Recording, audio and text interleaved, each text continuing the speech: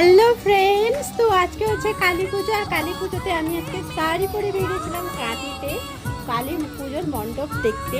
তো আজকে আমি চলে এসেছিলাম জেনিথ ক্লাবে। তো জেনিথ ক্লাবের প্রথমে দেখতে পাচ্ছ প্যান্ডেলটা এইভাবেই করেছে, মানে জাস্ট অসাধারণ করেছে।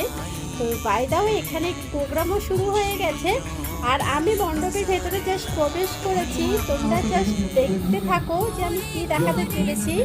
মানে এক কথায় ও মাই গড, ও মাই গড। তো তোমরা খালি দেখো এখানে শিব পার্বতীকে এত কিউট লাগছে, মানে কিউটি পাই বলতে পারো এক কথায়। কি সুন্দর, চোখ বন্ধ করছে আবার খুলছে, মানে আমি জাস্ট ফিদা। আর মা কালী তো অসম্ভব সুন্দর করেছে, একদম পুচকে মা কালী করেছে।